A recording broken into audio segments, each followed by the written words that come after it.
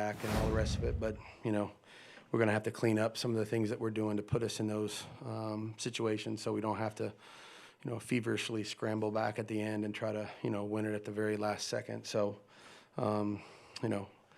thought, defense really hung in there. I think we had gave some things up early in the game, but I thought they really fought and held them in check in the second half to give ourselves an opportunity.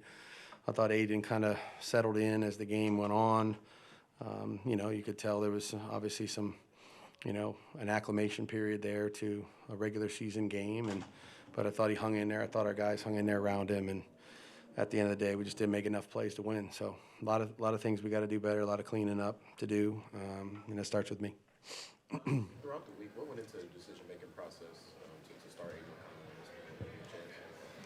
Aiden We were getting ready for any situation because you don't really know, relative to the protocol. So, I said this before, when we finish the preseason, if you go into a regular season game and, a rookie has no opportunity to practice at all, it's a different conversation, to put him in there and has no repetitions during the week, it could be a little tough, which is why, we went with Brian in that role.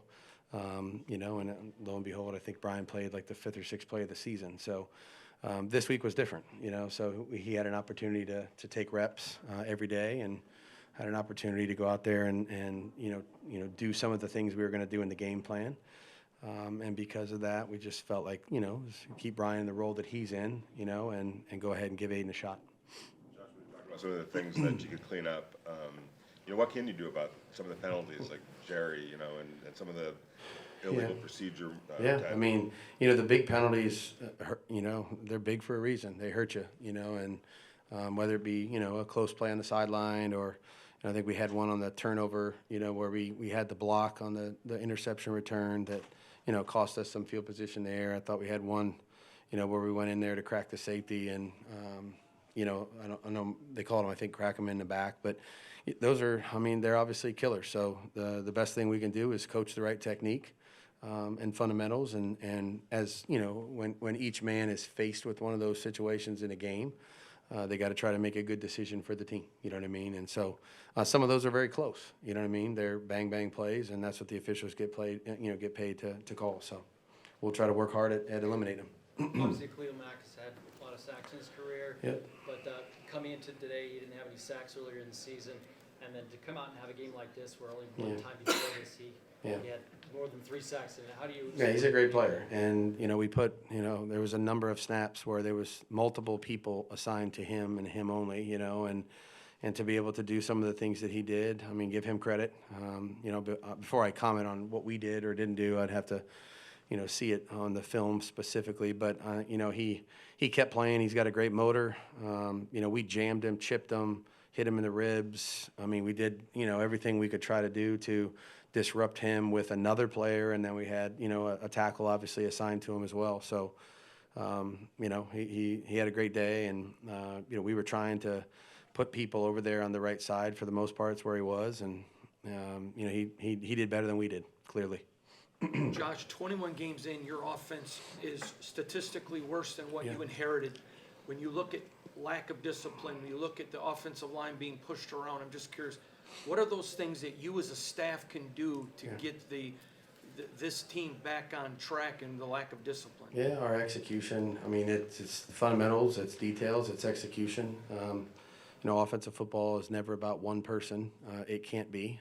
We can have a lot of, plays where 7 or 8 guys do the right thing and it doesn't matter. You need 11. So, those are hard lessons to learn because it doesn't feel good when you're going through it. But I think we have a group that understands when we do things well and we do them as a group and we do them the right way and we do them with physicality and toughness and detail, and we have some success. We got to do it more, and we got to do it more often, and we got to do it earlier in the game so we can play from in front. And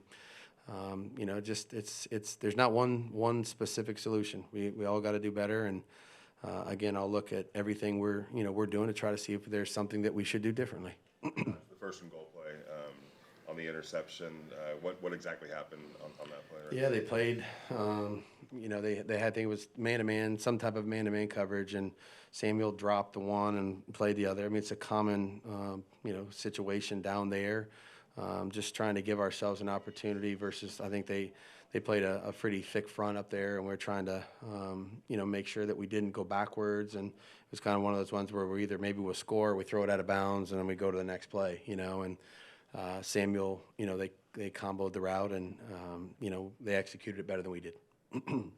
Takeaway for Aiden, there were some bad, but obviously he fought back to put you guys in a position to Yeah, I tie mean, it up. I think he'll be the first one to, understand the things that he could do better. Playing quarterback in our league starts with taking care of the football, and whether that be hanging on to it in the pocket, or making good decisions in the passing game, and also understanding the timing and that element of playing within the pocket in the NFL. It's not always the same week to week. It depends on the rush, depends on who you're dealing with and how they play. The coverage structures force us to do some other things, and then you got to speed up your read a little bit and get to the outlet. And I thought he did better as the game wore on. He dumped the ball down to JJ, I don't know how many times, but a number of times when they were trying to run out of there. So I thought he adapted to the game a little bit as it went on, and we'll take every opportunity to learn from the mistakes that we made as a team, and I'm sure he will also as a quarterback, and try to get better from it. You mentioned the pass to JJ. What kind of lift did he give you late in the game as you came back and kind of got the extra yards? Jacobs? Yeah. Yeah, I thought he played really hard. I think you can see he's kind of, he's ready to contribute in every area that he can. I thought he did some decent things in the blitz pickup. I thought he ran the ball hard. I thought he found some lanes there. We didn't want to try to go away from that, with it being a 2-score game. We felt like we could still hand him the ball, which I think is the right thing to do when you got a player like him. I thought he made himself available in the passing game. I thought he fought hard for, some critical, plays on a sideline to get first downs, and then obviously scored a touchdown down there to make it a 1-score game. So he always plays like that. He's a warrior, and, I think he's, he gave everything he had today to help us, try to make a push there late. And, we just got to do more to help put ourselves in a better situation. Were you surprised by some of the tackling issues, and also what was your vantage point? Say it again. What was your vantage point? The Tillery hit also. Tillery penalty. Yeah, they said it came from New York, so it is what it is in that regard. All I saw was what I saw in real time. Then I looked up, and you got to see it. It was kind of a little bit of a different angle. Again, we'll just have to. I didn't get total clarification on exactly what it was. I didn't know that I didn't think he hit him in the head, but I don't know that. So, that's what they made the call. And tackling issues. Yeah, I thought that got better as the game went on too. But we had a few, especially early in the game, where we overran some of their guys and gave them some cutback opportunities. They do a decent job with the football, and try to do some of those things in the open field. And I thought we settled down a little bit and got them on the ground as the game went on. But tackling against this team is always a focal point, and I don't think we started the game particularly well in that area. Josh, to that point, look at there are a couple of times you guys had Herbert let him go, maybe because of fear of being fined or whatever. I don't know, but how do you get them to follow through? Yeah, we had the conversation. John was great today, in terms of communicating, because I asked the specific question about that because obviously he's a big guy, you know what I mean? And so, when you get him wrapped up, and then, you don't want to pick him up and throw him to the ground because we know that's not legal, you know what I mean? We don't want to get called for a foul. So I don't want to make any excuses. Our guys got to finish the play, period, point blank. I think that there is always some of that element with a bigger guy where you also are being told, and we have the videos and all the rest of it about not taking him to the ground, falling with him on your weight and the shoulder and all the rest of that stuff. But we're gonna have to complete the sack, you know what I mean? So we're gonna have to keep him wrapped up. We're gonna have to take him to the ground until the whistle's blown. You guys all set? Thanks, Coach. Okay, thank you.